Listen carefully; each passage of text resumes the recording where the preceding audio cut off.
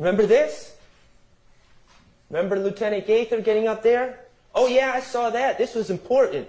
This was a symbol of a gang war. This is the gang war that was going on. This is YSL declaring war on Bird Gang, which is an offshoot of the If Gang. Oh yeah, that's what it is. She told you that. As sure as can be, the expert that y'all are supposed to rely on.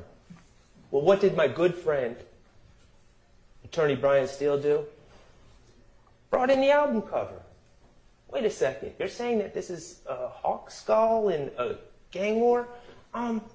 Isn't this an album cover of a collaboration between my client, Young Thug, this is Attorney Steele talking, Young Thug and Future? And isn't his label Free Bands? And isn't Future's Free Bands mascot an eagle? Isn't this album cover just signifying the collaboration between the eagle and the snake? Doesn't that make more sense? After all, that's exactly what the album is. Okay. Mr. Kokomo, could you put up 471 BV? Remember this?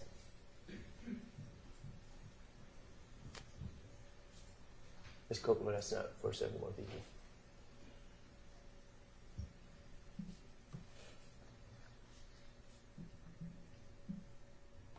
And actually, could you put up 471 VVA first?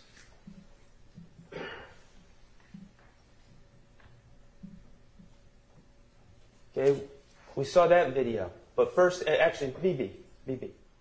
Investigator Viverito brought this into evidence, said this was one of the social media posts that she pulled. Remember that? When she wrote no reports about pulling social media, we have no idea what she looked at, what she didn't. She just determines what's relevant. Not us. Not you. You don't get to see that. She determines. Remember? This came into evidence. She said, of course, she didn't give us a date because she wrote no report, but she said she collected this shortly after the shooting of Shamel Drinks. I run with... What you saying? I run with cold-blooded killers. Blooded killers. And that's Quamarvius Nichols. That looks pretty bad. Looks bad. It's posted a day after this killing, and it's a post, and clearly that's what it says. No other explanation. And then what do we find out later? What do we find out later? Could you put on 471 VV? Could you play it, Mr. Kokomo? We find out that this was part of a post, a story that had a bunch of different posts about fear of roller coasters, about being sick, a whole bunch of different things. And then we finally get to the part where it has the lyrics from Young Boy Never Broke Again, right? Let's watch.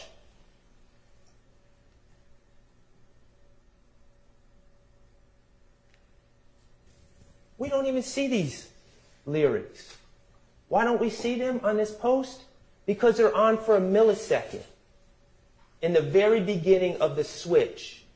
And we hear about Instagram and how those aren't really words that Mr. Nichols would have typed.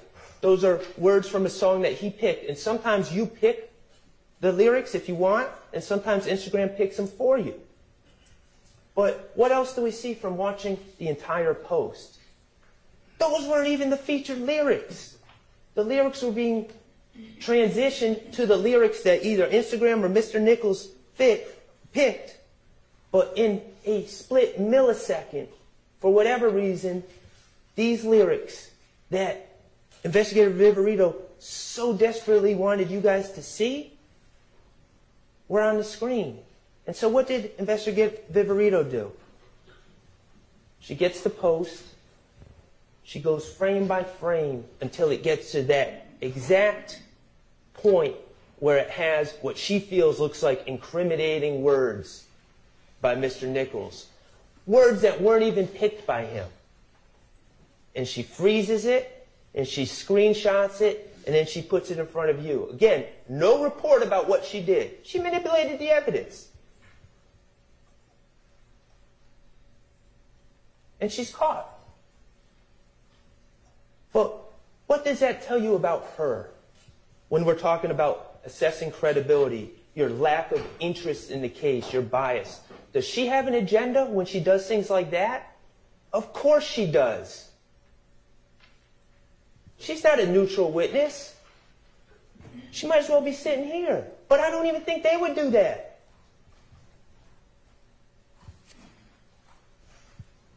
Personal credibility as you observe it. Mr. Kokomo, could you put that other exhibit that you put up, the affidavit?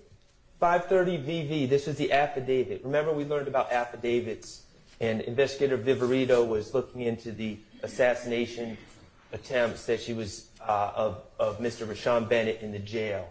And she wanted to search Jeffrey Williams' home, right?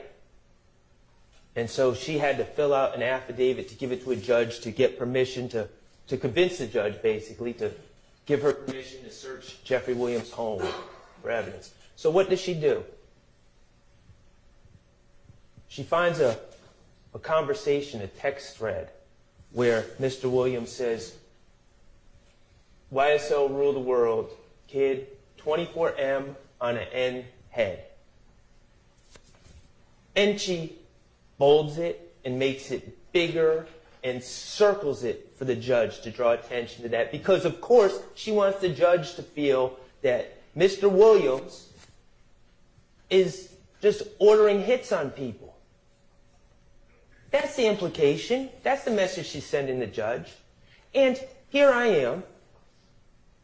I know about Jeffrey Williams 3 and Jeffrey Williams 4 that Mr. Steele brought in, about the day before this text thread, about Lil Uzi Vert putting a $24 million diamond into his own forehead, and Jeffrey Williams thinking that's funny, and that conversation happening, and this having nothing to do with ordering hits on anyone. And here I am. I say, oh, let me confront Investigator Viverito with this. And what was my point, really? What should have happened? Oh, yeah, I misinterpreted that. You're right. And then I would have been Mr. Smart Lawyer and say, see, jurors, Investigator Viverito doesn't always know what she's talking about. She misinterpreted that one when she's telling you what my client means when he says things, what other people mean when they say things. Investigator Viverito doesn't know. She makes mistakes. That's what I thought was going to happen. But what happened? Something far darker. Investigator Viverito sat in that chair and said, she doubled down. And she said, you know what? Even knowing what I know now about 24M on an N's head, even knowing what I know now, I would still put it in that affidavit. That's all I needed to hear. Yeah, I would mislead a judge. Yeah, I would lie in an affidavit. Yeah, I would cheat because I'm that invested in this case. I'm that invested with taking these guys down. I'm that invested. And if she's that invested in that, and the rest of these gang investigators are that invested, consider their credibility. Take what they say with a huge grain of salt. You don't have to believe what they say. You can disregard everything they say. The law allows you to do that.